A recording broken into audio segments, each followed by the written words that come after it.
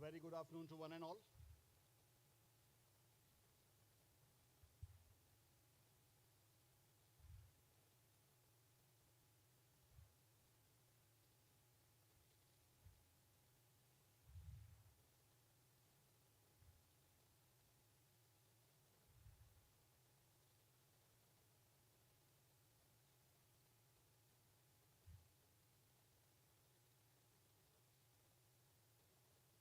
May I request all of us to keep our mobile phones on the silent mode for the entire duration of the ceremony, please. Our guests are on the way. May I request all to occupy their seats, please.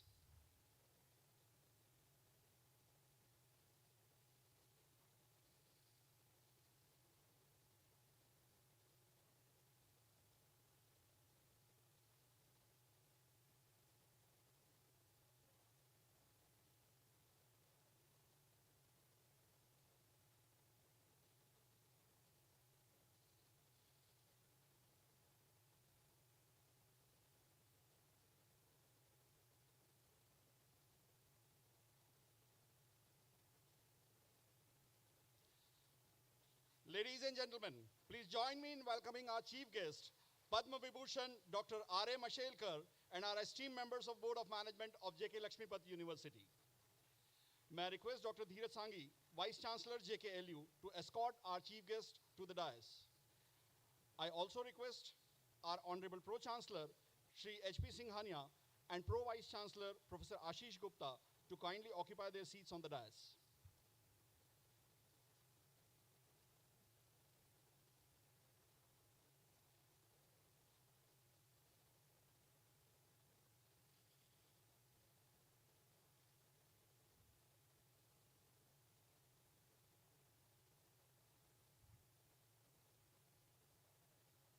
Let's hear it once again for our dignitaries on the dais, please.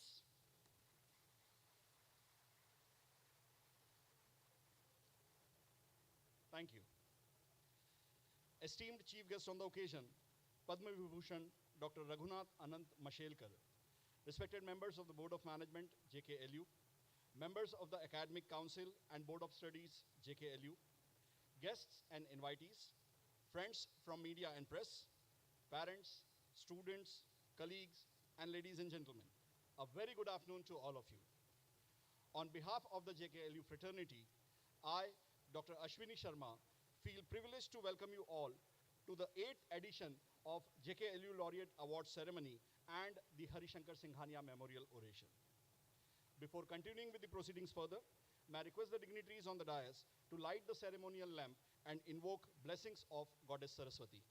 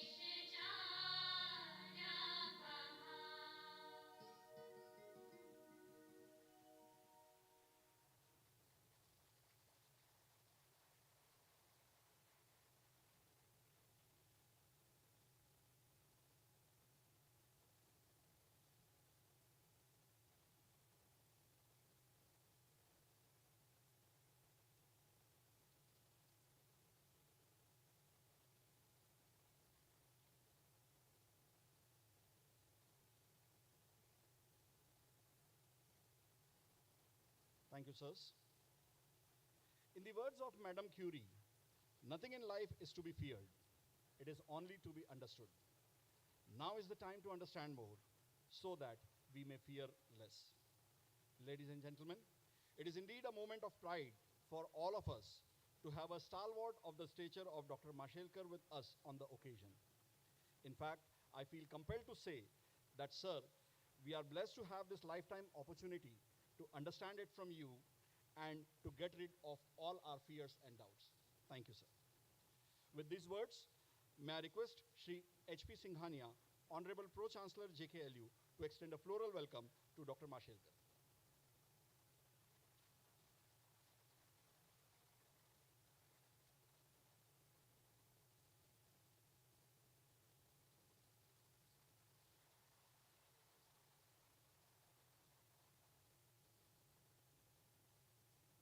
Thank you, sir. Taittiriya Upanishad says, Atithi Devo Bhava, meaning guest is our God. And to offer a welcome to this majestic galaxy of dignitaries and guests, may I now invite Dr. Dheeraj Sanghi, Vice Chancellor JKLU, to deliver the welcome address.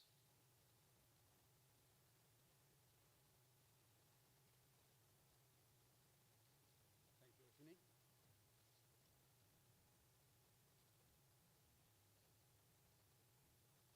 Honorable Dr. Mashelkar sir, this year's awardee of the JK Laureate Award, Pro-Chancellor Shri Harshpati Ji Singhania, members of the Board of Management JKLU, faculty, staff, students and alumni of JKLU, guests, friends from media, and all those who are connected with us virtually. Namaskar. It is my proud privilege to welcome you all to this beautiful campus of JK Lakshmipat University on the occasion of the 8th JKLU Laureate Award presentation ceremony and Harishankar Singhania Memorial Oration. The Laureate Award is the most important award of JK Lakshmipat University, and we are honored to have Dr. Mashelkar as the awardee this year. The award ceremony also includes Harishankar Singhania Memorial Lecture, a lecture that all of us keenly look forward to. Sir, I thank you for taking time out of your busy schedule to address us all on a very important topic. Our Honorable Pro-Chancellor will talk about the award, about the lecture, and introduce Dr. Mashelkar. At this point, I will only say this. He is an institution by himself in the domain of science, technology, and innovation. And when such a personality receives an award, it is not that he is being honored, he is honoring us by accepting that award.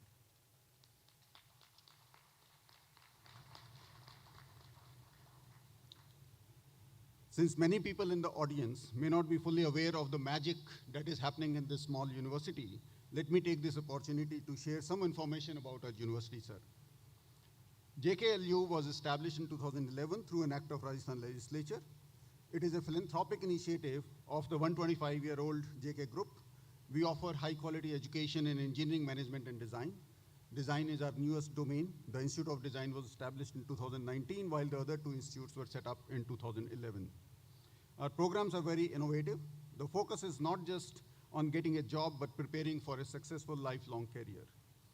Every student in the university, irrespective of the program they're studying, has to take at least one course every semester from Center for Communication and Critical Thinking, which focuses on 21st century skills of critical thinking, communication, collaboration, and learning to learn. All the programs are multidisciplinary. Most of our faculty is from top schools, IITs, NITs, NIDs, and most of them have a PhD. You will not find such faculty in most private colleges. So we have strong industry linkages thanks to our connections with JKO. A very interesting part of our system is spending a semester at another educational institution. A lot of our students spend a semester at one of the IITs or IIITs or a university abroad. We are probably the only university in India who sends students to study courses as opposed to projects and internships in IITs.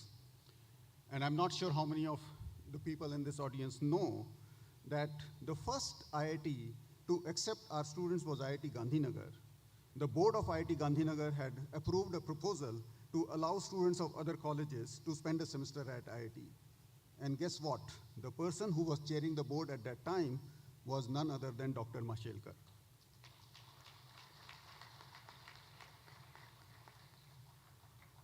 So it was his vision that has allowed so many of our students to spend a semester at IITs, since after IIT Gandhinagar, many other IITs started allowing such students. The curriculum has a lot of choice, so that each student can design their own programs. We also focus on building character and sensitivity towards our fellow students, who may be fellow citizens, who may be less privileged than ourselves.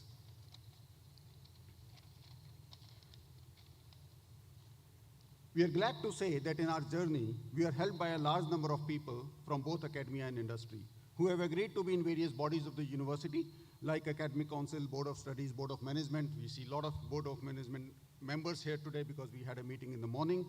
We will, sir, however, forever remain grateful for all the support we have received from everyone along our journey. We are one of the few institutions in the state of Rajasthan to have an Atal Incubation Center supported by Niti Aayog, which provides support to budding entrepreneurs. Our alumni are working in top companies of the country and even abroad.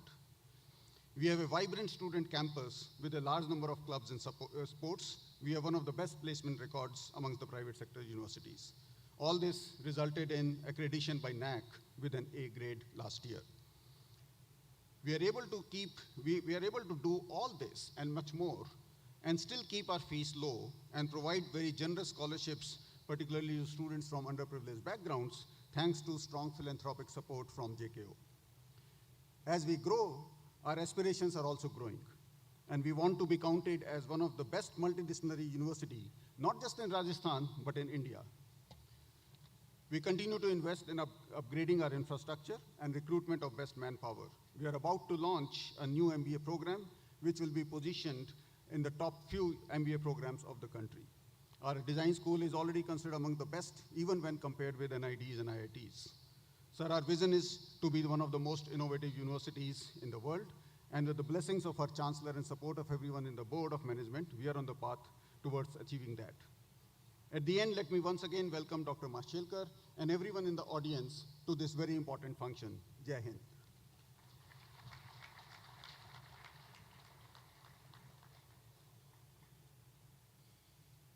Thank you, sir. JK Lakshmipat University, Jaipur has been set up by the visionaries of JK Group to further the cause of value-based education in this part of the world. To introduce this temple of higher learning to this esteemed audience, may we have the AV, please.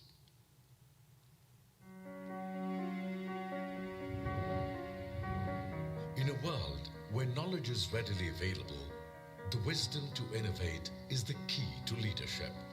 Built on a legacy of more than a century of business leadership, the JK Lakshmipat University understands the value of innovation. We at JK Organization are committed to excellence and are happy that JKLU has emerged as one of the most innovative universities of the country. We offer our students an education that is contemporary, relevant, and combines the best of academic pedagogy along with application-led practical experience. JK Lakshmipat University was established in 2011 in the beautiful city of Jaipur by JK Organization, a 125-year-old industry house known for its philanthropic activities and interest in education. Our vision is to be the most innovative university in India and provide global education locally.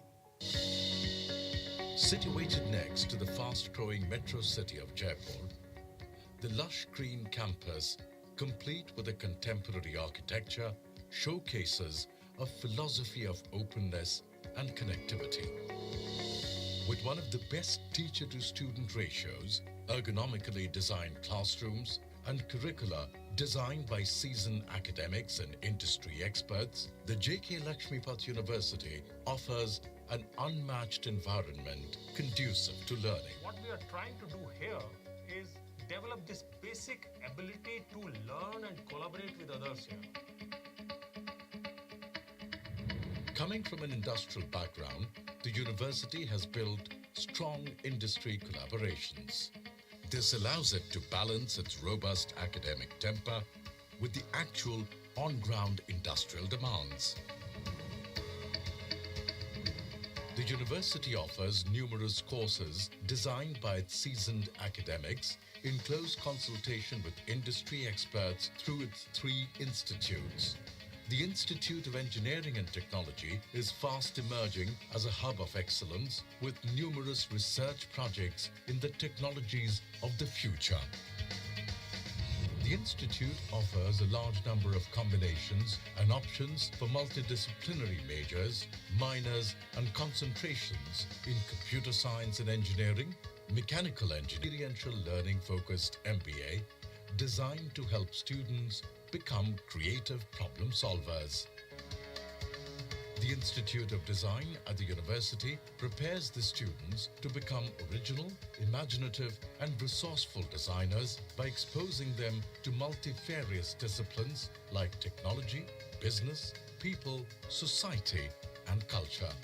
We've created a new paradigm in design education, one that is collaborative in nature and integrative in process. The JK Lakshmipat University benefits from strong academic collaborations with some of the best universities from around the world. These include collaborations with the Olin College of Engineering for project-based learning, the University of Massachusetts Amherst for a master's program, the Emory University for C learning, and the University of Florida for its computer science program.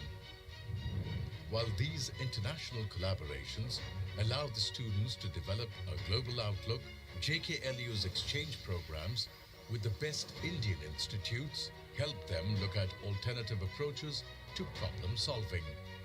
Recently, 7 students from the JK Lakshmipat University were selected to pursue a semester at IIT Gandhinagar. What is unique about JKLU is our commitment to bring to our students. This means unprecedented opportunities for every student to learn and grow into his or her best in these crucial years. The JK Lakshmipat University regularly hosts distinguished visitors who are a constant source of inspiration to the students. Being a new university, we have the most modern infrastructure. Our faculty have been recruited from top institutions in India and abroad. We believe in all-round development and students have lots of clubs to support that. We have students from most states in India and have a very inclusive character in our classrooms. Innovative to the core, the JK Lakshmipat University is home to 5 centers of academic excellence, offering the best of multidisciplinary lessons. The Atal Incubation Center, the Center for Data Sciences, the Center for Operations Excellence, the Center for Communication and Critical Thinking, and the Center for Entrepreneurship and Innovation.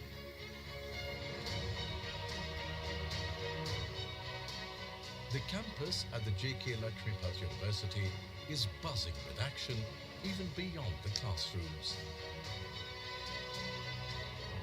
The packed student calendar ensures such an abundance of sports and cultural programs that the campus is always in a state of euphoria. With so much action happening in and around the campus, there is little wonder that the university is fast emerging as one of the most sought-after campuses in this part of the world. JK Lakshmipat University. Jnanam Amritam.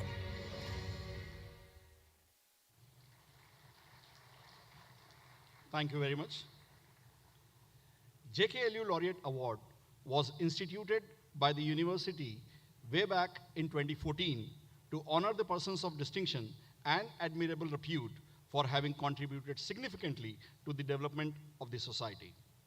I feel pleased to once again invite Shri H.P. Singhania, Honorable Pro-Chancellor JKLU, to brief the audience about this coveted award and the Harishankar Singhania Memorial Oration.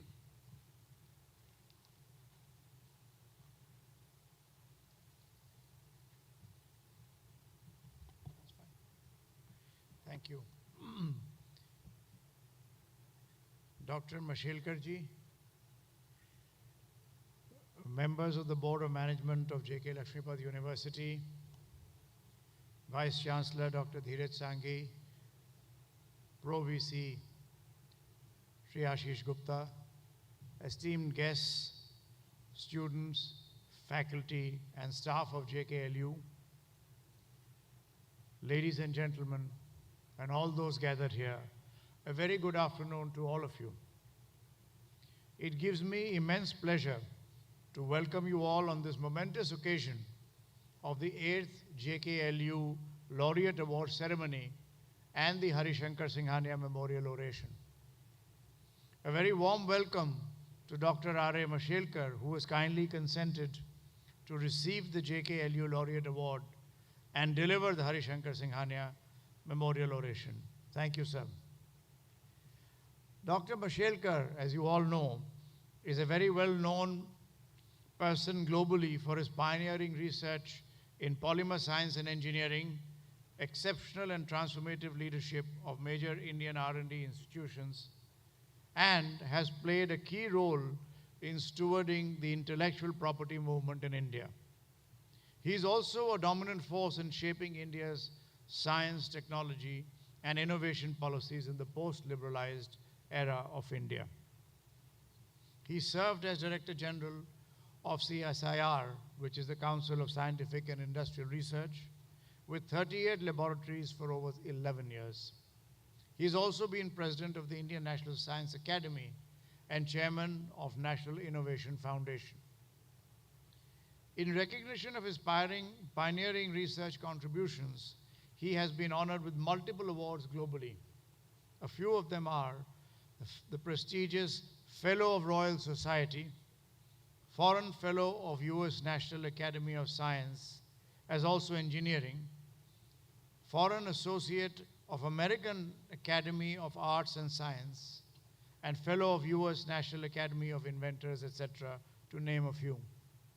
44 universities from around the world have honored him with honorary doctorates, besides the rare honor of holding the most prestigious position as National Research Professor for 10 years. Dr. Mashelkar was a member of the Scientific Advisory Council to the Prime Minister for over 30 years. He's been honored with the Padma Shri, the Padma Bhushan, Padma Vibhushan, some of the highest civilian honors in our country. It is therefore indeed in the fitness of things that he is today a recipient of the JKLU Laureate Award 2023 for his exemplary contributions and leadership in the area of science, technology, and innovation globally. We are extremely thankful to him for having accepted this award and sparing his valuable time with us in spite of his overriding commitments and schedules. Since 2014, ladies and gentlemen, JKLU has been honoring nationally and internationally acclaimed and outstanding achievers of JKLU Laureate Award, not only to venerate these accomplished leaders from all walks of life, but also to facilitate the young minds in our country to identify their role models and emulate them. JKLU in the past has had the privilege to honor Padma Vibhushan Dr. Manmohan Singh, the former Prime Minister of India, in 2019 with this award for his exceptional contributions in the domains of economic reform, change agent, visionary, and strengthening democratic architecture in India.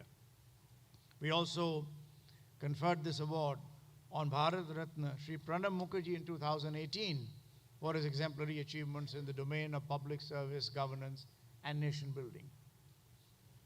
The awards were also conferred upon renowned space scientist Dr. K. Kasturirangan in 2014, renowned economist and thought leader of Indian origin, Padma Bhushan Professor Lord Meghnad Desai in 15, Nobel Peace Laureate from India, Sri Kailash Satyarthi in 2016, internationally acclaimed management guru, speaker, and writer, Professor Ramcharan in 2017, and Srimati Arundhati Bhattacharya, former chairperson of the State Bank of India. We are indeed delighted, Dr. Mashelkar, to confer the 8th JKLU Laureate Award this year on you for your exceptional contributions globally and transformational leadership in shaping the movement of science and technology and innovation in our country. Mashelkar Sahab, on a personal note, it gives me, and on behalf of the entire JK and Singhania family, great personal pleasure, because you have been closely associated with not just the JK organization, but also with the family, and more particularly with Sri Harishankarji, with whom you had a close personal equation. Therefore, it gives us immense pleasure that you are here amidst us, and it is not just an official position, but as a member of the family, we are indeed grateful to you.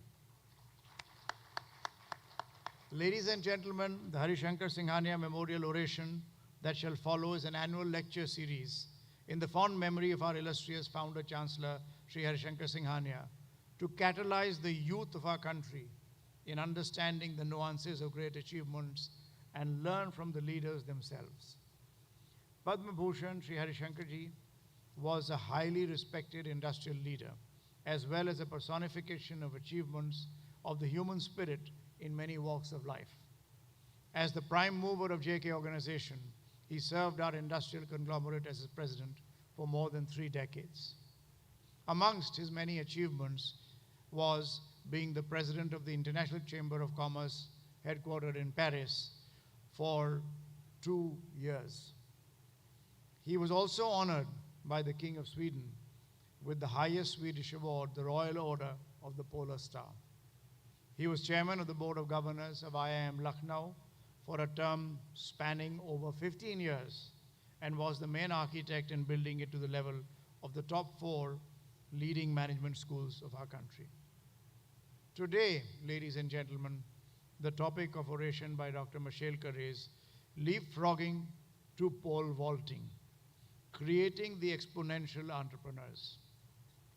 Leapfrogging is a concept used in many domains of economics and business, and was originally developed in the area of industrial organization and economic growth. The main idea behind the concept is the speed and scale of driving innovation in an organization to stay competitive. Sustainable transformation requires a deep understanding of emerging technologies, strong engagement with stakeholders, and a series of investments tailored to each unique organization.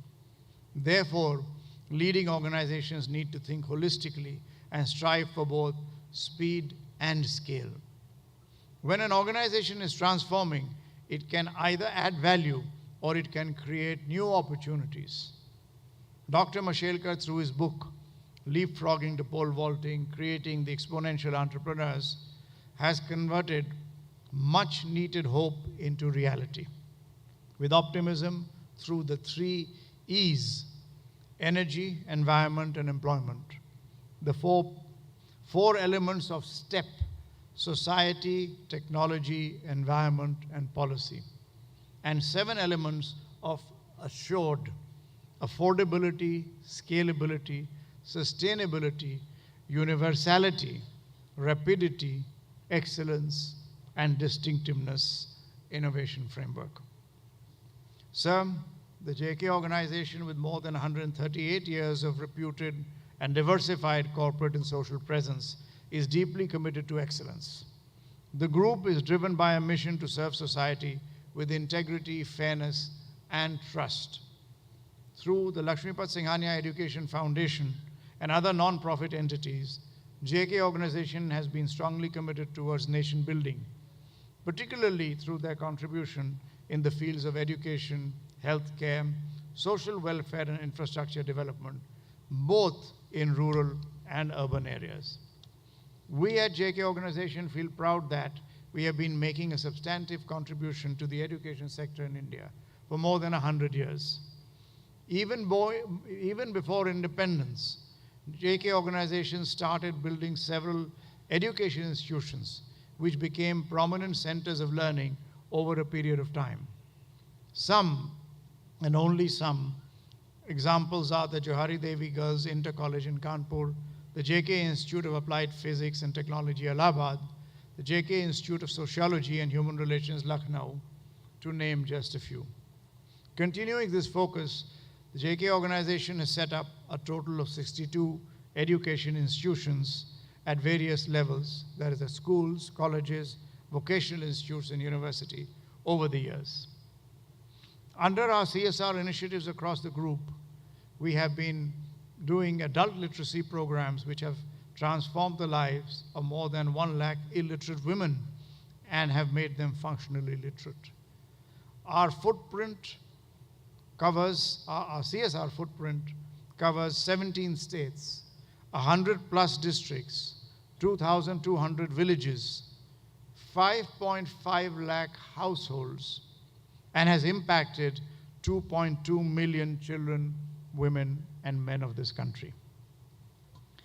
JK Lakshmipat University, as you've already heard the Vice Chancellor mention, was set up in 2011 with a vision to provide value-based, innovation-focused, high-quality education and research. The university comprises 3 institutes: Institute of Engineering and Technology, Institute of Design, and the Institute of Management. With the Board of Management composed of eminent academics and persons with rich experience of industry and governance, many of whom are here, JK Lakshmipat University is steered with a vision to meet the requirements of the present and the future. It is focused on engaging the students in deep intellectual, spiritual, and moral stimulation, and promotes holistic personality development for nurturing leadership. We continue to earn a name of distinction for ourselves as a young university. JKLU has been receiving awards and accolades in a short span of time from various stakeholders.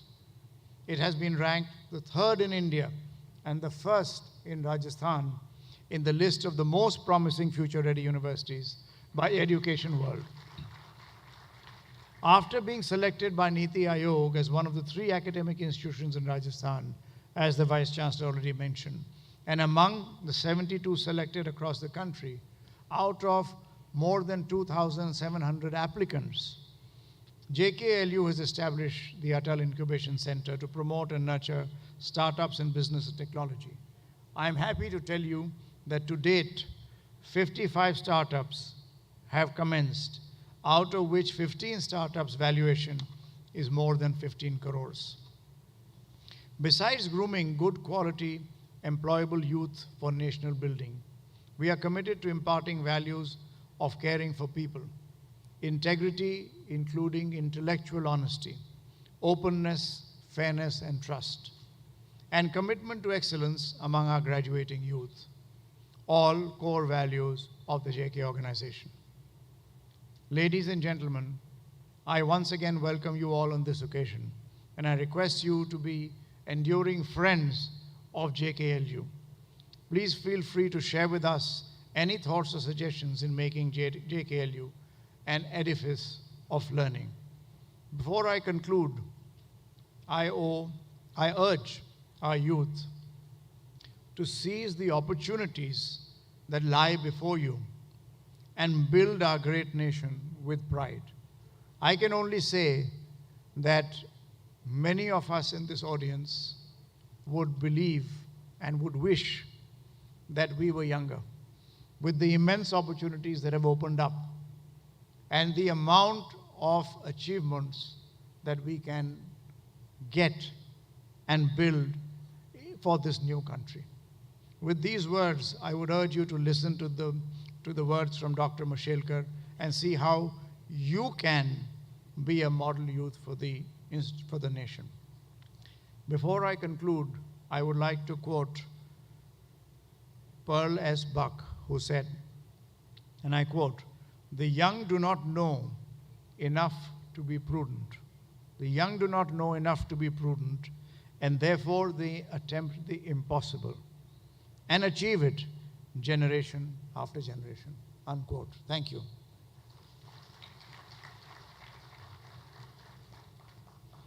Thank you, sir. From times immemorial, Indian scholarly tradition has been a great source of inspiration for the rest of the world. And taking the baton further, Dr. Mashelkar's contributions to his field of exploration have been more than remarkable.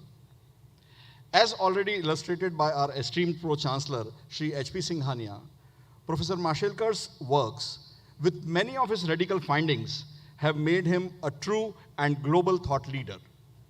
But it is in his persona that makes him a leader of hearts all over the world. Well, ladies and gentlemen, what we have heard about Dr. Mashelkar was just a snapshot of his achievements. Dr. Mashelkar and his achievements stand much taller than all his laurels and accolades. We take pride in presenting the 8th JKLU Laureate Award to you, sir. Your contributions in accentuating our country on the world map will always serve as an inspiration for all of us. In fact, it is we who feel honored to honor you on this day. With all my modesty, I feel diminutive at this moment to read out the citation of the award before this August gathering. I quote, JKLU Laureate Award presented to Dr. Raghunath Anant Mashelkar in recognition of his exceptional contributions in the domain of science, technology, and inclusive innovation.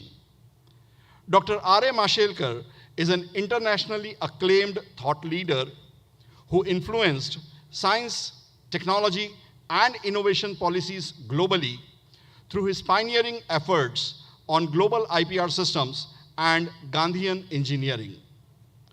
Born in a village in Goa, Dr. Mashelkar's journey from reading under street lights to becoming India's most famous chemical engineer is an inspiring story of grit and indomitable will. Dr. Mashelkar has been the Director of National Chemical Laboratory, Director General of Council of Scientific and Industrial Research, CSIR, Chairman of National Innovation Foundation, and President of Global Research Alliance. A distinguished academic, he received 45 honorary doctorates from universities around the world. He is presently the Chancellor of Institute of Chemical Technology, erstwhile UDCT, and Geo Institute.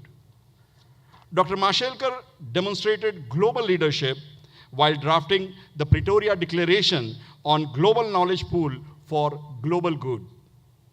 He is also a champion of balanced intellectual property rights, IPR, and spearheaded the battle on revocation of many US patents, leading to the protection of India's traditional knowledge base.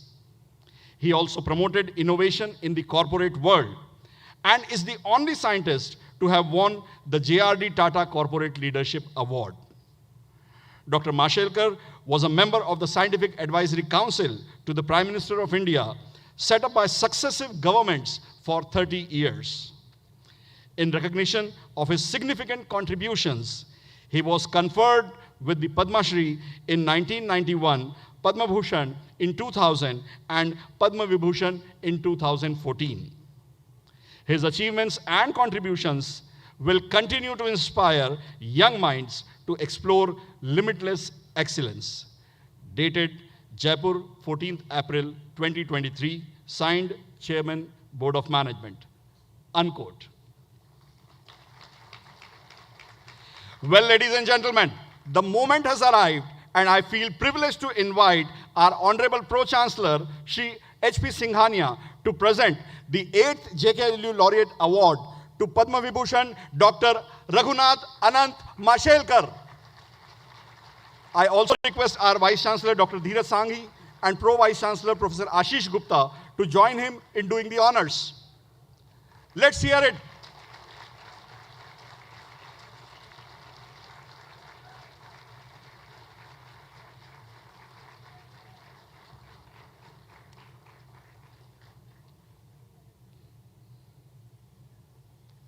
So the scroll. One more.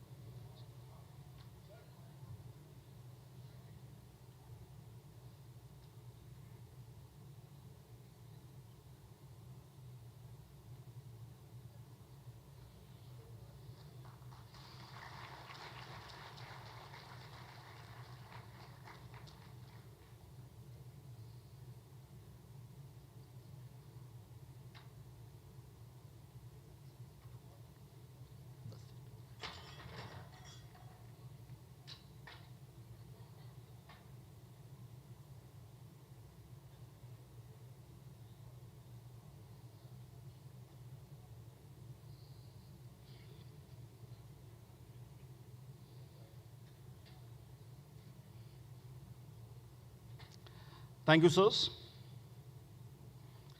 The JKLU fraternity owes all to our founder chancellor, late Sri Harishankarji Singhania. As a tribute to his consummate contributions and unflinching support in setting up this university, the Harishankar Singhania Memorial Oration Series was instituted in 2014. Before we have the privilege of being a part of this oration, I would request the dignitaries on the dais and the audience to witness a glimpse of Sri Harishankarji Singhania's journey towards excellence. कर्मण्येवाधिकारस्ते मा फलेषु कदाचन मा कर्म फल हेतुर्भुर्मा ते संगोस्त्व कर्मणि. A man of true conviction, Sri Harishankar Singhania created his own destiny. He was a true pioneer, an entrepreneur, a philanthropist and a visionary par excellence.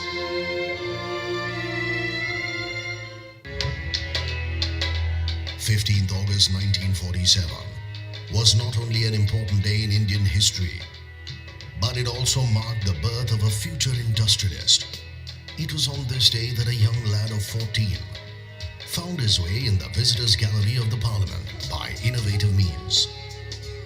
Even at this tender age, he had the confidence to overcome obstacles in his way. He never looked back thereafter. सफर में मुश्किलें आए तो जुर्रत और बढ़ती है. कोई जब रास्ता रोके तो हिम्मत और बढ़ती है. Harishankar Singhania had contributed immensely to the growth of industrialization and was recognized with equal sincerity. However, his journey to success was not easy. Although he had his father's support, he was taught to face challenges and take tough decisions from early on. He started his first project not in the comforts of a lavish, well-furnished office, but in the backwaters of West Bengal and the jungles of Orissa. Working in tough conditions, he tasted success the hard way. And it was only after he had been groomed, trained and tested that he joined the board of directors of the JK organization. In the year 1970, Harishankar Singhania reached his first peak, where he was elected to head FICCI, the premier chamber of Indian business. In 1993-94, he became the president of the International Chamber of Commerce, Paris. His dedication to his work and contribution to the progress of the industry brought him prestigious Indian and international recognition. He was awarded the Padma Vibhushan in 2003 by the President of India and was also felicitated with the Royal Order of the Polar Star by the King of Sweden. Value system is that you have integrity, honesty, you have fair play, you are openness, and you believe that others should grow. Harishankar Singhania was an institution by himself. He not only started new businesses such as JK Tire, Lakshmi Cement and many others, but was also the mastermind behind the takeover in the CPM of the paper industry, Vikrant in the tire industry, and Fena, a multinational household brand for rubber belts and polymer products. He also inspired the group to acquire Tornel tires in Mexico. Harishankar Singhania followed a value system that was old school yet evolved with time. He embraced change with open arms. From license Raj to free economy, IT revolution and globalization, he easily adopted the paradigm shift of doing business. From a stellar achievement at a ripe age to a grounded judgment in his later years, Harishankar Singhania created a name for himself and his companies. But more than that, he groomed others to carry forward the tradition. Behind the industrialist was a man with a very soft heart. He regarded his employees as family and would be deeply moved on seeing them in any sort of discomfort. His dynamism and strong persona continues to be an inspiration for one and all.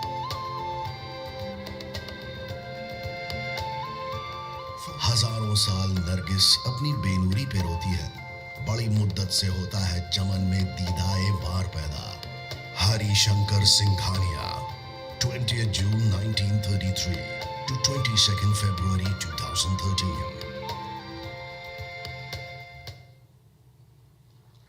Thank you so very much.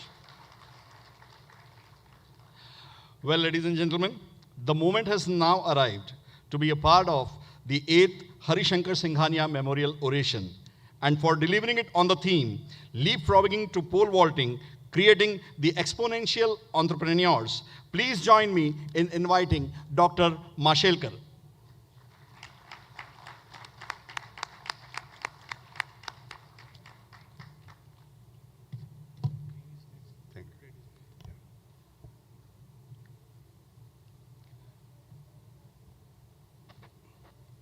Our most beloved Pro-Chancellor, Sri Harshpati Singhania ji,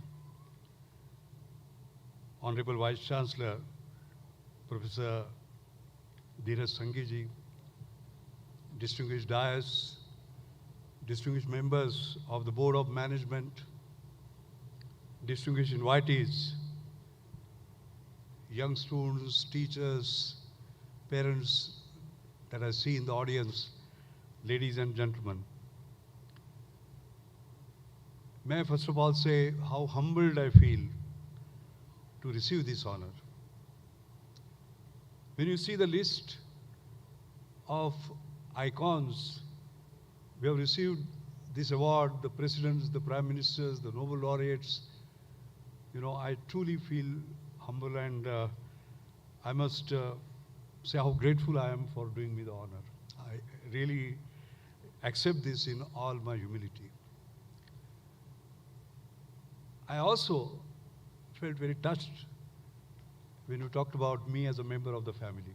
And I have been, by the way, a very proud member of the family for a number of years. And I'm especially honored to give this talk, paying my respect and tribute publicly to Harishankar Singhania ji. We had a special bond, I can tell you, very, very special bond. So if I may have the next slide, you can see a memorable occasion when we were together. You know what was the occasion? The occasion was the new National Leadership Awards that Harishankar ji had created. And these were given at the hands of the then President, Dr. APJ Abdul Kalam. And you can see the Education Minister, Arjun Singh ji, also in the audience. And these awards, the very first ones, one was for industry, it went to Ratan Tata. The second was for social work, and it went to Ilaben Bhatt. And third one, I was lucky to get for science and technology.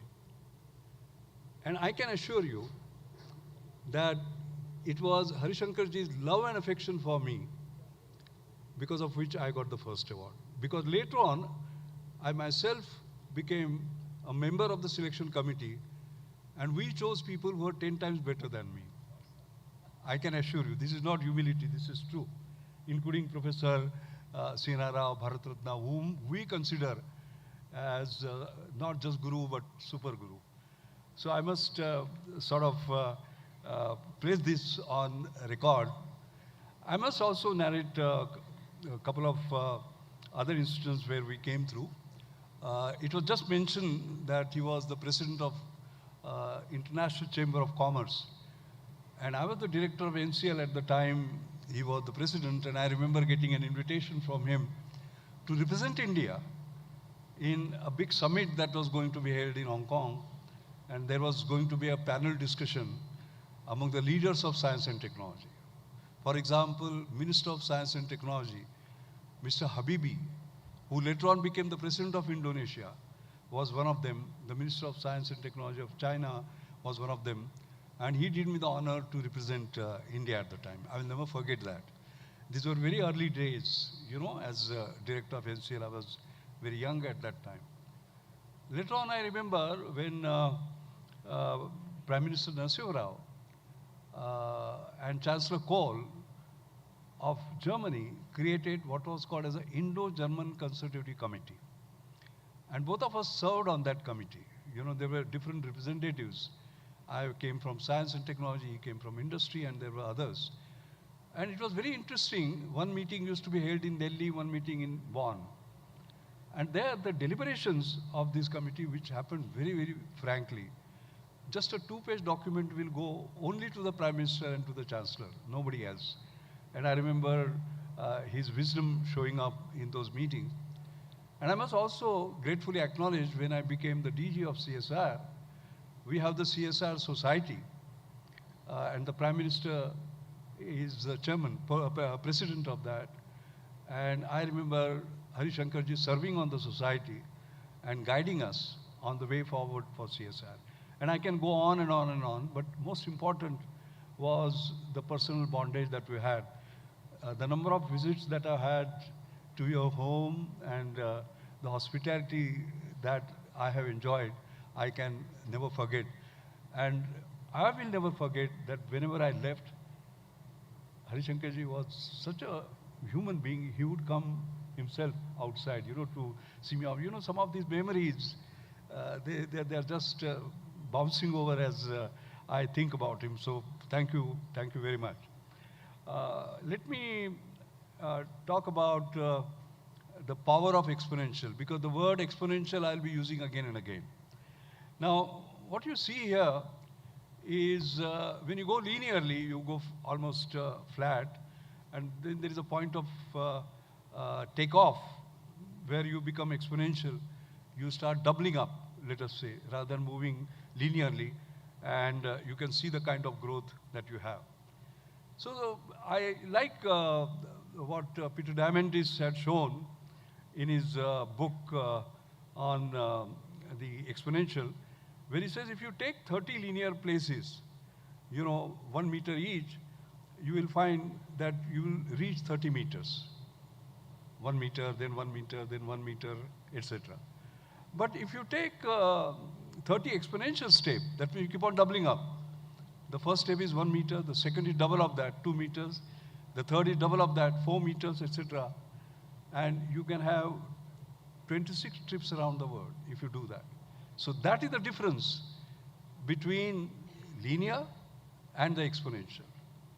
What I would like to see for our beloved nation is this exponential growth, not linear growth, so as to say. And the power of that resides in the minds of the leaders. How can you do exponential thinking about that? Because most of the time it's a defensive linear thinking just to be resilient. How do we move out of that? That is the subject. Now, this book, Leapfrogging to Pole Vaulting, which many of you have had, Ratan Tata writes there, this captivating book, through its impressive, assured innovation framework, shows the way forward to achieving this daunting task must read, and you just saw Ratan Tata in the previous slide receiving the award. But this book also got the Best Business Book of the Year award, and now it has become Best National Seller. But its origin comes in the Reliance Innovation Council. I've been on the board of Reliance for almost 17 years. And I remember it was Mukesh Ambani's wisdom to create this Reliance Innovation Council. And you can see the members here, like John Marilyn, the Nobel Laureate, Bob Grubbs, the Nobel Laureate, George Whitesides, for example, from Harvard. You know, we talk about Saraswati at one end and Lakshmi at the other end. It's a terrific combination. In terms of Saraswati, he has the highest citation in the world, H index as we call it, 200 plus. But at the same time, the valuation of his startup that he has created is $30+ billion, Saraswati and Lakshmi going together. And it's the same thing for sort of others. C.K. Prahlad was, by the way, a member, but he passed away. So Mukesh and I used to have these discussions on sort of the way forward and what we should do. And I remember this Reliance Innovation Leadership Center, when it created, the idea was growth is life, and then we said innovation must become a way of life, not just for R&D people, for everyone, okay? And then if you combine that, you see innovation-led growth. But that growth, as you can see in the case of Reliance, has been exponential. And you can't have exponential growth if you don't have disruptive innovation, if you don't have game-changing innovation. So that was the paradigm shift. So once I remember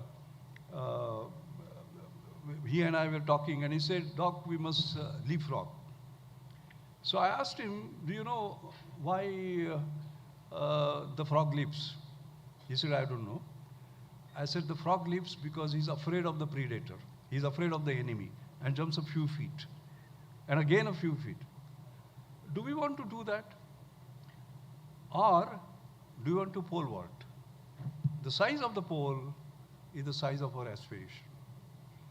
And you can cross continents, basically. He loved that, and we created what is called as sort of a leadership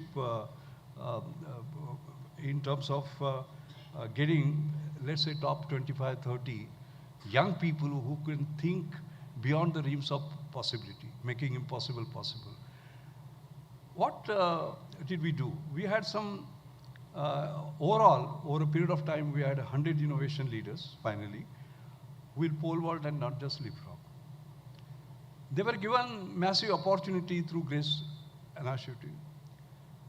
And what we would do is that set unreasonable goals. Because reasonable goals give you only reasonable results. Unreasonable goals. Challenge the conventional wisdom. Get ordinary people to do extraordinary things. You know, it is very easy to get extraordinary people to do extraordinary things. Can we get ordinary people to do extraordinary things? That requires leadership. Suffer from divine discontent. No matter what we achieve, you can always do better. And convert adversity into opportunity. But the most important part was to create exponential value. Now, if you see this pole vaulting analogy that I gave, if you look at, for example, the mobile data consumption in terms of millions of GB per month, this is where we were. And then we pole vaulted to number 1 position. In fact, India pole vaulted from 155th position to number 1 position within 1 year of February 17. We did not leapfrog from 155 to 100. We pole vaulted, and we continue to be number 1. That's the idea. Now, how did we do that? Pole vaulting leads to radical transformation. That's the subtitle of my book, by the way. Leapfrogging to pole vaulting, creating the magic of radical yet sustainable transformation. Radical yet sustainable transformation. And you can see that. If you see before 4G multiphone was $300, became $23. If you look at the data per GB cost from $5 to 0.01 cent. If you look at the voice expenditure from $1.6 per minute, it became 0, cheapest in the world. The other important point was to look at pole vaulting to reach 50 million users. Just now, Harshpati Singhania ji talked about speed and scale. Just look at the speed. Telephone took 50 years. Mobile took 12 years. YouTube took 4 years. Facebook took 3 years. And if you see Twitter, it took 2 years. These used to be classic examples on how to scale rapidly with speed. But if you see Reliance Jio, 83 days. That happens. Of course, now ChatGPT has broken that record. That's a different matter altogether. The issue is, you will say, oh my God, he's a rich person, deep pockets, so you can do that easily. Sorry. If you read the book, you will find that it is not the power of deep pockets, but power of deep innovation, which made it possible. For example, the first to the word, 100% IP, and infinitely scalable the network, which was scaled very rapidly to trillion GB per month. If you look at ideas from other section, by the way. We were just discussing about picking up ideas from other sectors and using them. You can see that. For example, Aadhaar-based sign-up, 100% paperless activation in 15 minutes. Not 3-4 days, but 15 minutes. You look at the geo centers, which were inspired by the post offices. Micropiling used to dig 17 feet in 6 hours with smaller footprint than the conventional towers. Or if you look at the horizontal direction of directional drilling for micro-trenching technology that was used in other fields being used here. That's what I mean, taking ideas from others, etc. 2 days to set up a tower, including the connecting fiber power supply. Then there was a delivery innovation, which was SIM cards that were home delivered with the help of 10,000 agents on motorbikes, and cost structure innovation, the biometric machines. The point I'm trying to make is that when we talk about technological innovation, that is just one part.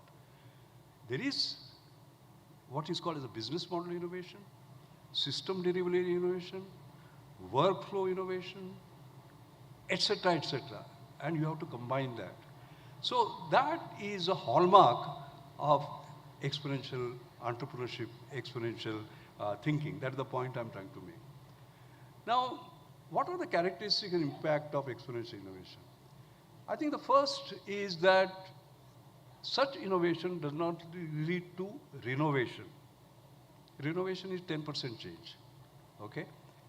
It leads to revolution. As you can see, in Digital India, when we talk about we achieved the top position, it is a revolution. Would not have been possible without this. The second is new to the world, not just to company or country. We are very proud of saying this is the first time we have done it in Pune, in Jaipur, etc. No. First, not to even India, to the world. The third is unprecedented cost performance features, not just marginal cost or feature improvement. That means we are not talking about 10%. We are talking about 10x. And 10x better, but 10x cheaper. Can we achieve that? And entirely new products and services, not just tinkering with existing ones. And last and most important, next practice, not best practice. Something that I was mentioning on the way. I'm not a great believer in best practice, because best practice is what you follow that others are doing. DuPont, this, that, and the other. No. We create the next practice which the others will follow. Now you would say, come on, is it at all possible? I'll give you some examples in order to show how that is. In my mother's name, I have created Anjani Mashelkar Inclusive Innovation Award. You have been told about the conditions under which I was born, and I always tell young students, where you are born, to whom you are born, under what conditions you are born, doesn't matter. Your destiny is in your own hands. So we were born in extreme poverty, and I remember I had this habit of carrying always some cash, like I'm carrying now. And I was a DJ of CSR, and I remember every weekend coming and my being in the laboratory. And while going, whatever money I had, I would give it to her. And this I did for 11.5 years. We never asked her what she did with the money. But when she passed away, my daughter was trying to adjust her saris and all that money she had kept there. And she said, don't forget about our roots. Do something for those who do science for the poor. And that is where I created Anjani Mashelkar Foundation, and we created this award. And there we said, making high technology work for the rich, very easy. Making low technology work for the poor, very easy. Making high technology work for the poor is very difficult. So we give this award to them and also to the best practice. I'll give you some samples, because this is also a part of exponential entrepreneurship. In civil society, those of you who are interested, you can see a cover page article on Anjani Mashelkar. This is running for 12 years now.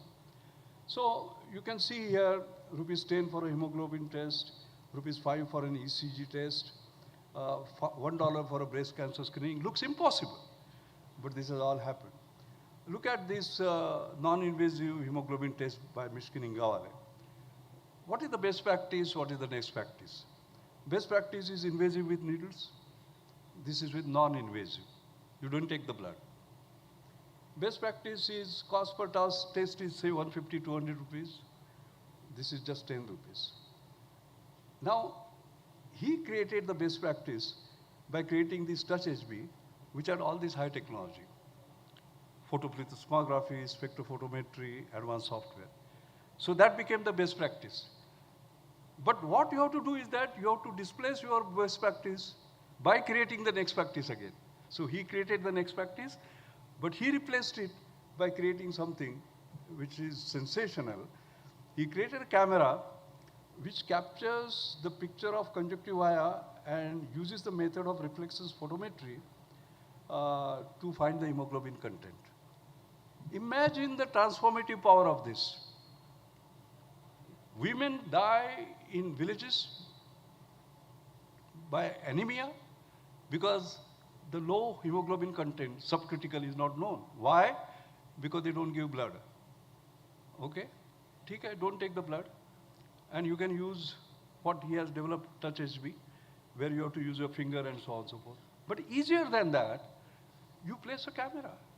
In a village, you keep 4 cameras, you have to just go and look, and there has to be an expert who will sort of take the reading and tell you what it is. It is transformative, completely transformative. Look at the ECG. When you take ECG, what do? The best practice is you go lie down, and then the nurse comes, puts a 12 lead. From that, the best practice is something. I forgot to bring it, otherwise I would have shown it to you. It's a device of that sort, even smaller than that. You can carry it in pocket. It is practically sort of a portable ECG. And all that you have to do is that you put your thumbs here for 15 seconds. Then there's a sensor. This is your heart. 15, 15, 15 seconds. Below the heart, 15, 15, 15 seconds. And you get an accurate 12-lead ECG. And you can see that this was the first version that he created. And this is the second version. And I'm very happy to tell you that this is being sold now in 8 countries, including Australia and USA. 2.5 lakh devices have been sold. They are all US certified, etc. Can you imagine what transformation it can bring in rural villages? As long as the government gives the connectivity that has been promised, everyone has that, you know. Then an old woman who has a pain in the heart and needs ECG doesn't have to be put in a bullock cart or a sort of a scooter or a motorcycle. Right there, within 3 minutes, she can get the advantage of the best. That is exponential thinking. Cancer, for example, Mir Shah created this device, again completely non-invasive, which is ultra-portable, accurate, minimal training, wireless, cloud connected, and you get instant result. You don't have to go through painful mammography. The cost per test is just $1. And they have signed up with GE Healthcare now, and they are going to 25 countries, trying to cover 500 million women. They have not reached there. They are not even 5 million at the moment. That doesn't matter. But you can see this is just sort of $1. Completely non-invasive, high technology sort of next practice. And the last one I'd like to show is last year's award. It went to something called Shwasa. So what is the best practice? Spirometer. You want to find out what is the health of your lung. You go there and use a spirometer that you see on your left. And the equipment cost is ₹1 lakh. Assessment 1,500 because you require some technicians. And you take 90 minutes. As against that, they have an AI-inspired software which is embedded in your smartphone, and all that you do is to cuff into it. That's all. And you can see the equipment cost will be 0 because you already have the phone. The assessment cost will be just ₹1 or so, and the results are absolutely instant. That is radical transformation. And this is going places now. Number of states are going to use it for tuberculosis in particular, because it can tell you whether you have COVID or TB or asthma and so on and so forth. So in the tuberculosis mission, now this is sort of getting in. Can you see what difference this is going to make? So what I'm talking about are disruptive technologies where you just look and you know your hemoglobin, You just cough and you know whether you have TB or not. And they're all coming from young Indians, by the way, who are not worried about making money, who just want to do social good, all right? So that is the good part of what is happening. The second part of my talk is that somebody asked me, you're talking about pole vaulting. How do you make sure that when you pole vault, you don't break your back? So therefore, chapter 3 of the book actually shows a framework which is called assured framework. What is that? The first is, it has to be affordable. If it is affordable, it becomes scalable. Third is, it has to be sustainable, all right? Fourth, universal, user-friendly customer. For him, it must be very easy to use. Next, you have to be resilient. Next is, of course, excellence in terms of technology. I showed to you how high technology is used. And last one is distinctive, not me too, not copied, with strong IP. Now this framework, actually I started using when our Prime Minister talked about Swachh Bharat. And at that time, there was the challenge of getting the best technologies in drinking water and sanitation. And I became the chairman of the standing committee. And how do you select those technologies? So we said, let us use this framework, basically, which is quantitative or semi-quantitative, all right? And that was a tough screen to basically pass. We started using that. And then, of course, the sustainable part was very important because it has to be economical, all right? You can't depend upon government subsidies. Government goes, subsidies go. So it has to be a robust business model.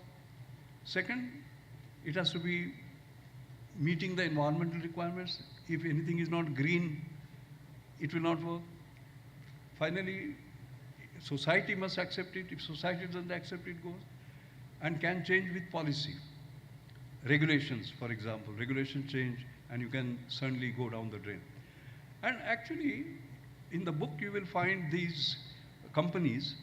They are all successful companies, by the way, but they don't exist today because they failed to meet the assured framework. Like, for example, Napster. Napster was one where you can download the music free, and there were 60 million customers. Do they exist today? No. Because the Society of Musicians said, you can't download my music free. Gone. So they did not remain sustainable from the assured part. BlackBerry. Many of the sort of older variants like me would know what BlackBerry was, right? They were great, but they did not remain distinctive. They were still stuck to their keyboard, by the way, because they looked at it as a business machine and it didn't work. And you can see they don't exist. So this assured framework has become very, very popular. And you can see this Jio, for example. Is it affordable? Yes. 4 rupees per GB and voice free. Is it scalable? Yes. Almost close to 500 million customers. Is it sustainable? Yes. It is making profits. Is it universal? Yes. Look at those two ladies coming from different strata, both using it.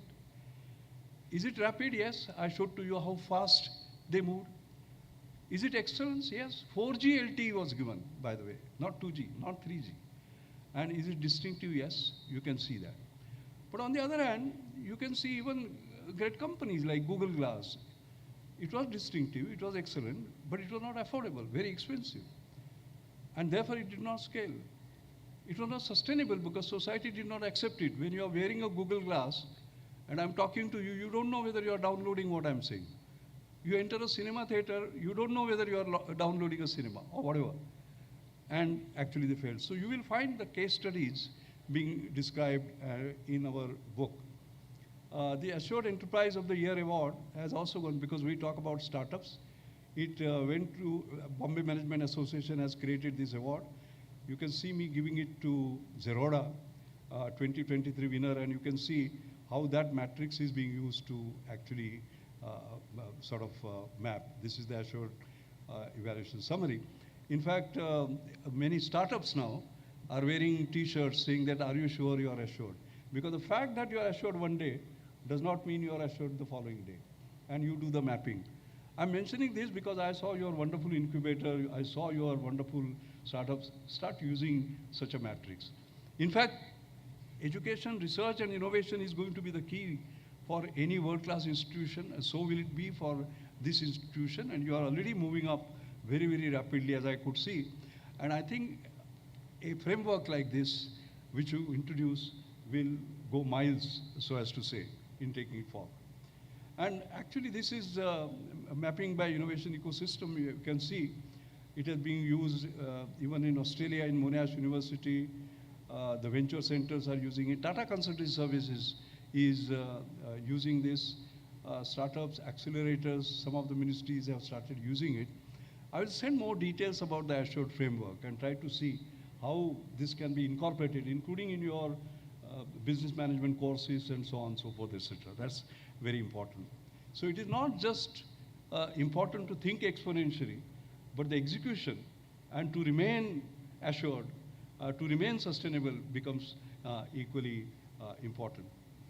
Now the question is that of building leadership. How do you create pole vaulting exponential leaders going beyond the realms of possibilities? Now, great pole vaulting is propelled by high kinetic energy. You know how pole vaulting takes place. You start statically and then you start running and accelerate. Now what happens? While you are accelerating, supposing there is a speed break, what happens?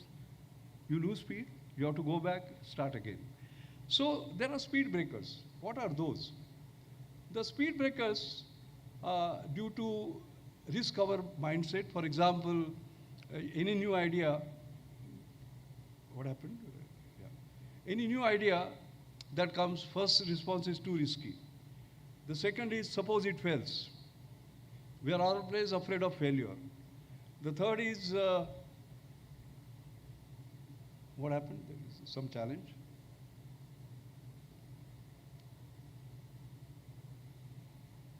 I said, suppose it fails, and technology failed. Just to prove. Yeah. Is that okay? Can I go forward? Is that okay? Yeah. So the other thing is impossible, never done before. What do you mean by never done before? Have I given this type of lecture 10 years ago, 20 years ago? The other one is somebody has tried it already. And the next one is, if you have good English, you know, I like to play a devil's advocate. That means I'm scared, I want to share my fear with you. I think the most important part is, may I suggest to you that whenever you are discussing breakthrough ideas, put a board outside the boardroom that anybody who says any of these will go out of the boardroom. It's extremely important because you require that mindset. What are the common speed breakers reducing the kinetic energy? First is complacency. Arey, we are making money. Kya hai? You know the famous Kodak and Polaroid story, no? And the digital sort of camera. Kodak had come out with the sort of breakthrough, but they were making money and said no, and then they are wiped out. Cynicism. Anything that we see, there is some cynicism. Risk aversion. Vested interest, of course, which can be internally as well as outside, because not invented syndrome is always a challenge. Bureaucracy is the worst, actually, and I don't have to tell you about this. And of course, restrictive regulations can actually stop you. So therefore, in order to create exponential results and exponential innovators, you also require a system, ecosystem where this is taken care of. Just to give you imitation, the Microsoft CEO, Steve Ballmer, he was a great fellow, by the way. I was on the Microsoft External Research Advisory Board and I have interacted with him. Great fellow. But what did he say when iPhone came? He said, $500, fully subsidized, with a plan. I said that this is the most expensive phone in the world. It doesn't appeal to business customers because it doesn't have a keyboard, which makes it not a very good email machine. Each one of you are clicking from your iPhones at the moment, proving him completely wrong. All right? So this is what I mean by cynicism. How do you sort of look at it differently? I think the other thing of key characteristics are that first is such exponential leaders entrepreneurs find opportunities where others see nothing. Second, they convert problems into an opportunity. Third, they set quantum goals, not 10%, 10x. Next, they drive discontinuity. And finally, bet on risky ideas. Now you would say, you're talking about all this, did you do any of it in your life? Yes, I did.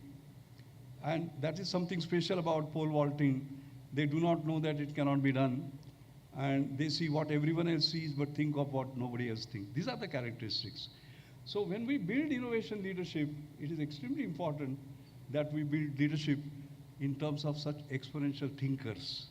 All right, that is very critical. Now, what are the key drivers? Talent, technology, and most importantly, trust. Okay? Now, I remember, as I said, the Microsoft External Research Advisory Board, I remember having a dinner come discussion with Bill Gates, and he said something interesting to us. He said he was giving the commencement lecture of Harvard University, and he declared himself to be the most successful dropout from Harvard, which he was. But then he said something that he was just barely 18, 19, and he phoned up a company which was going to manufacture computer hardware in Albuquerque. And he said, you're doing hardware, you will require software, I will give it to you. And he told us he half thought that they will keep the phone down. You know, early days of computers and somebody offering, young fellow offering, they said, wait for a month, we are not ready. And then Bill Gates told us that thank God they said wait for a month because I did not have the software that I was offering. Now here is the trust. The trust was from those guys, that company saying that Bill Gates will deliver it, and trust and self-confidence in this fellow. So when we talk about the new startup world, I think this is very, very important. Trust is a key. I have done experiments in betting on risky ideas. First in public, when I was the director of National Chemical Laboratory, I created what is called as a kite flying fund. Chance of success of an idea, 1 in 100. All right. But if it succeeds, it will be a breakthrough. And some breakthroughs came, actually. Ashutosh, there was a paper in Science, by the way, by V.R. Chowdhury on a breakthrough idea. Because I was betting on failure. I was rewarding failure, the ability to think in a risky way. Then I came to CSIR and I created new idea fund. I didn't want to call it kite flying fund because the parliament was just 1 kilometer away. And they would say public funds are being used for kite flying. You know, parliament question, I didn't want that. So we called it new idea fund and there were breakthrough came. There were 2 US patents on spin computers in early days. Can you just imagine? Of course, we did not have the ecosystem to take them forward. That's a different matter. And then I created this public-private partnership of New Millennium Indian Technology Leadership Initiative. Leadership was the key word, not follow, but leader. Now, when you are leading, you are bound to fail because it's a new idea, untrusted idea. You are not copying, you are not reverse engineering. And we started funding these. And it showed results as I will show you. For example, the Indian private sector also caught it up, daring to try. Ratan Tata created it. In fact, it was interesting. He had called me for their senior leadership meeting. And my talk was innovation as a way of life. And I said, a CEO friend of mine had come from US. And he said, we don't hang people who make mistakes. But we do hang people who don't take risks. What do you do in India? I said, we hang people who take risks. And there was a big laughter, but he did not laugh. Ratan did not laugh. And during tea, he asked me, what can we do so that within Tata's we can start taking risks? I said, celebrate those who dared to try and failed. And we created that daring to try. This is the most popular program, by the way, where audacious ideas are being supported. And in fact, that gets into the system, I must tell you, because I inaugurated one of their innovation festivals. There were 3 stalls. The first stall was, yes, we did it. That means we had audacious idea, did it. Second was, we are at it. And third was, we tried but. You understand? once you start projecting that I failed proudly because I tried something hard, the system has arrived, basically. How do we do that? Within the university, how can we do that? You know, that's something that we have to look at. And Dare to Dream, Mahindras have created in a similar way. Beyond us, Reliance I talked about. So more and more private sector has to actually go for things like this. So this New Millennium Indian Technology Leadership Initiative we created in 2000 was India's biggest public-private partnership in technology. When I left in 2006, there were more than 100 private sector companies and 250 institutions working together. And we looked at grand challenges. Risk was the key, and not best practice was next practice. And just to give an example, Indian industry had always worked in that lower quadrant where markets were certain and technology was certain. Markets were certain and technology was certain. Technology was certain because you could copy. We moved into an area where markets were uncertain and technologies were uncertain. Can you just imagine today we talk about hydrogen? We started a program in 2002 on fuel cells, when markets were uncertain and technologies were uncertain. And today you can see the result. This is the KPIT. You can see three people here, Dr. Ashish Lele, the director of NCL. You can see Ravi Pandit, KPIT Technologies CEO, and myself. And their fuel cell technology today is not only the state of the art, but ahead of the state of the art. Because for a kilowatt, it is not $1,000 to $1,200, just $400, and 95% components are indigenous. As we speak, the trials are going on at the moment. But that would not have happened had we not taken a risk at a point in time when nobody had sort of bothered about it. That is what we need to actually do. So the mood of the nation is changing, not following, not fast following, not leading, not leapfrogging, but pole vaulting. Our Honorable Prime Minister here has said the time for incremental change is long over. The current age is one that requires transformational change that comes only with drastic policy reforms. And as you can see, lots of these things are happening. There is something very interesting. This book that you had, Leapfrogging to Pole Vaulting, was read by late General Bipin Rawat, and he was interviewed the following day.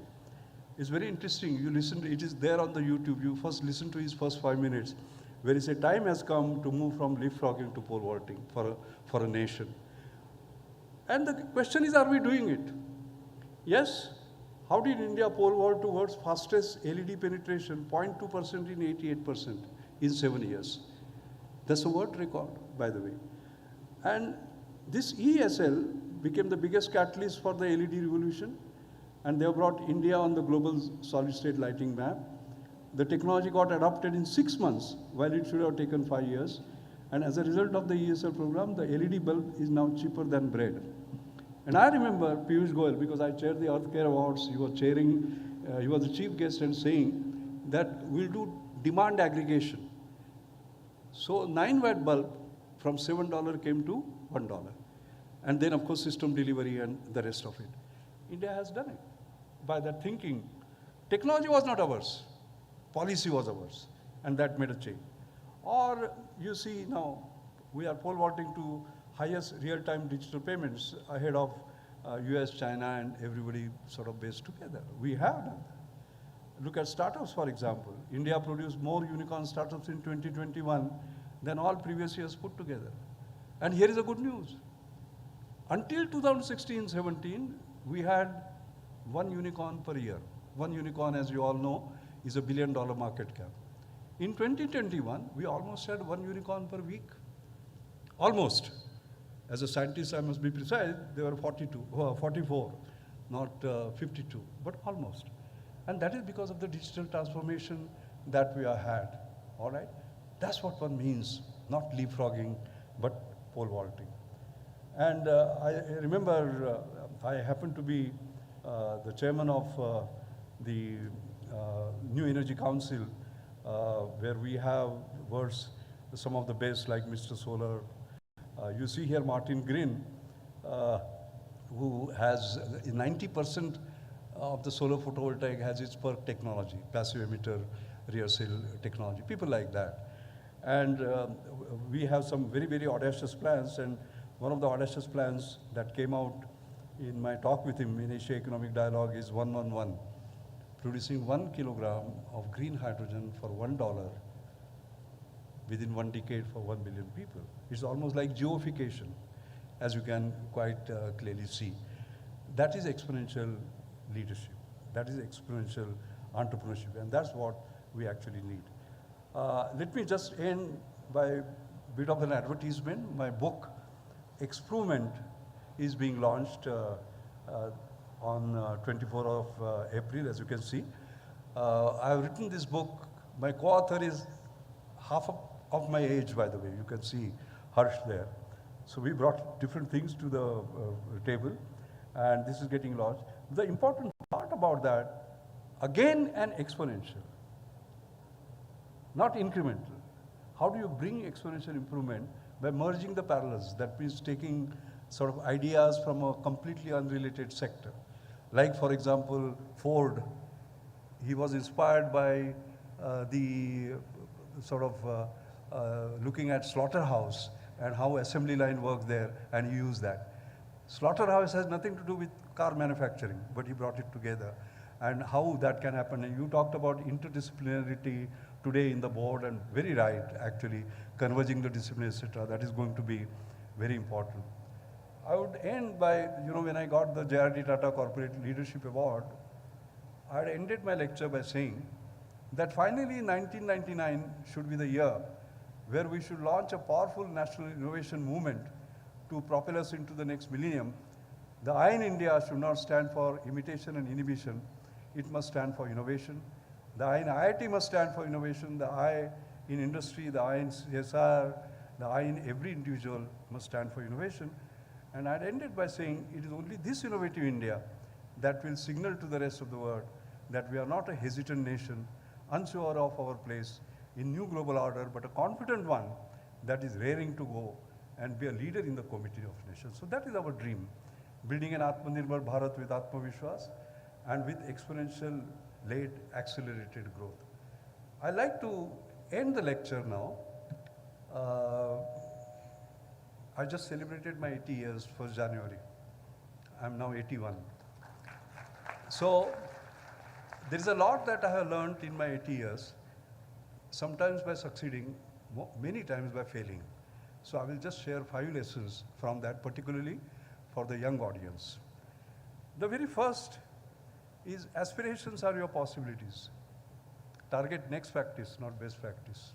And I have explained to you what it actually means. And I'm very happy to see that our young people have that. I was addressing a young gathering on the other day, and I'm very proud of our education system. I'm myself a product of that education system. So I said, look at Satya Nadella. He has become the CEO of Microsoft. Look at Sundar Pichai. He has become the CEO of Google. And you can be also like that. And one young fellow got up. He said, sir, you got it all wrong. So I said, I said something nice. He said, no, sir, in your time, your only aspiration was to go to US somehow. The next generation, not only to go to US, but get a job in a good company like Microsoft. The following generation, not only go to US, get a job in Microsoft, but become CEO. Not our generation. We want to create our own Microsoft, our own Google here in India. That is aspiration. And that is our power. That is our power. The second part is purpose, perseverance, and passion. Too early to quit. Winners are never quitters. Quitters are never winners. Please understand that. So patience is something that is lacking in our young people today. All right? I think that is what. And you have to have a big purpose. जिसको हम ध्रुव तारा कहते हैं ना, north star, वैसे होना चाहिए. Not just for yourself, but for the society and for the nation. And I always say fail, particularly for young people. Fail is first attempt in learning. First attempt in learning. Your best guru is your last mistake, as long as you learn from it. All right? So keep on doing that. The third one is when doors of opportunity that you keep on knocking don't open, create new doors. I remember I came back in 1976, and particularly for young people, it is very important to listen. A new telephone took 6 years, by the way. And when we got one, we did puja and a party. Today, everybody has a sort of a mobile. You will remember, journals came by C-mail, took 3 years, 3 months. That means we were out of contention right from beginning, all right? And so on and so forth, under those conditions. And I remember I wanted an equipment called rheogoniometer, because I wanted to pursue my work on rheology and non-Newtonian fluid mechanics when I was trained. You know how much time it would take? 2 years. Because DGTD clearance, not manufactured in India certificate. So that door was not opening. I created my own doors. I said, what is the equipment God has given me? This. How can I use it? I went into mathematical modeling and simulation, which doesn't require any equipment. You know, I started the work in 1977. Within 5 years, and it takes 5 years, here is another Bhatnagar awardee, which is the highest science award, by the way, for scientists below 45 years. I got that in 1982. Now, had I waited for that door to open, I would be still waiting. I created my own doors. That is the signal. The next is parachute works only when it is open. Mind is also like that. Open mind will create abundance of ideas. Some of them will be breakthroughs. That's very, very important for young people to understand. And finally, no limit to human endurance, achievement, imagination, excepting the ones that you put on yourself. Now, I'll explain that to you. I became Fellow of Royal Society, as I was mentioning in some meeting, that is the highest honor after Nobel Prize for an engineering scientist. Okay? And there are only 3 engineering scientists who 360 years have become fellows. One is my guru, Professor Sharma. Another is Professor Rodam Narasimha, who is no more. And third is speaking to you. Okay? Myself. Now, it is a great honor, so I called Professor CNR Rao, my guru, and said, sir, I have become FRS. I thought he will jump with joy. You know what he said?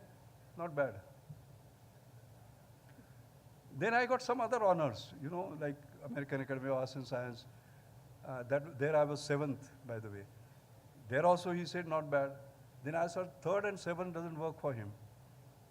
So I became, from India, I was the first one to become National Academy of Inventors Fellow, US National Academy. So I said, now at least he will. Didn't. He said, not bad. Then I got upset and I said, sir, what do I have to do to please you? The lesson that he gave me, I'm giving to the young students. What he said was that you are climbing on a ladder of excellence, which doesn't have limits. Accepting the limit that you put on your mind. What does that mean? No matter what you achieve, you have to say, my best is yet to come. And when should you do it? You are 18, yes, get up in the morning and say, my best is yet to come. And today is the day it will come. When you are 28, do it. 38, do it. 88, till the last day of your life, you have to say that my best is yet to come, and today is the day it will come. And that is not just for yourself, for the society, for the nation. And if you can just imagine, 1 billion Indians get up in the morning and say, my best is yet to come, and today is the day it is going to come. Where will India be in the Committee of Nations? Right up here. Thank you very much.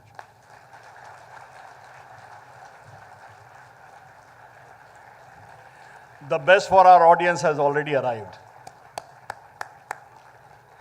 Ladies and gentlemen, let's cease to leapfrog and be ready for the pole vault. Let's not just join hands, but a standing ovation for this great oration. Once again, please.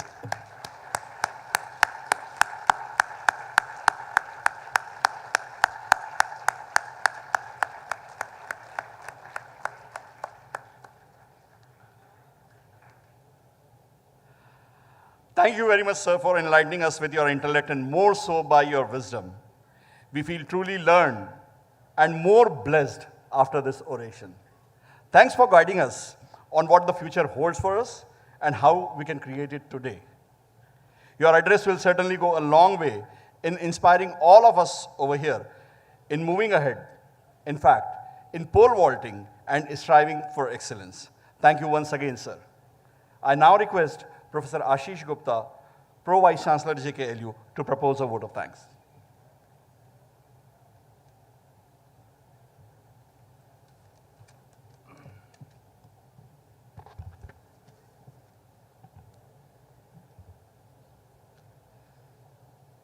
Honorable Dr. R.A. Mashelkar ji, Pro-Chancellor of the University, Shri Harshpati Singhania ji, Vice Chancellor of the University, Dr. Dheeraj Sanghi, esteemed members of the Board of Management, dear students, ladies and gentlemen.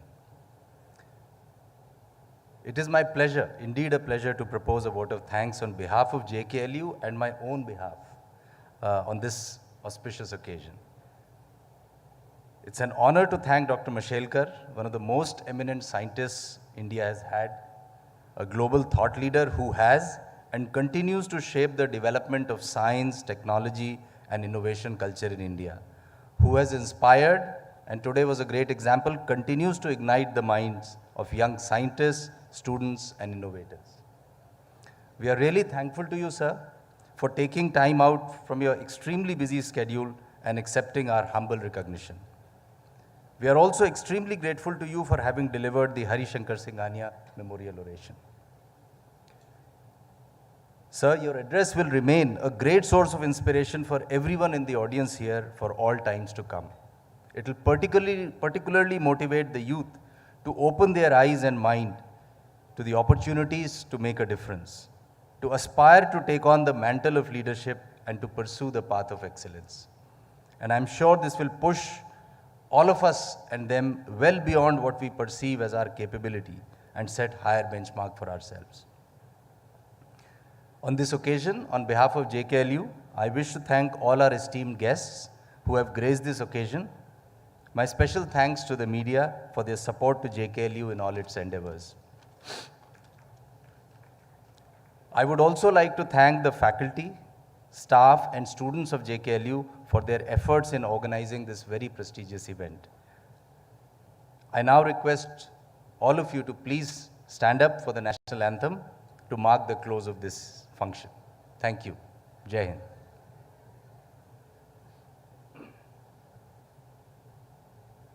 Jana Mana Adhinayaka Jaya He Bharat Bhagya Vidhata Punjab Sindh Gujarat Maratha Dravida Utkala Vanga Vindhya Himachala Yamuna Ganga Uchchala Jaladhi Taranga तव शुभ नामे जागे तव शुभ आशीष मांगे गाहे तव जय गाथा जन गण मंगलदायक जय हे भारत भाग्य विधाता जय हे जय हे जय हे जय जय जय जय हे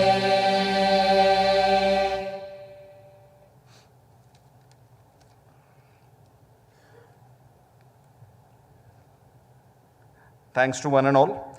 I now invite you all to kindly join us for a high tea organized in the side lawn on my left. Audience are requested to remain sitting till the dignitaries leave the hall.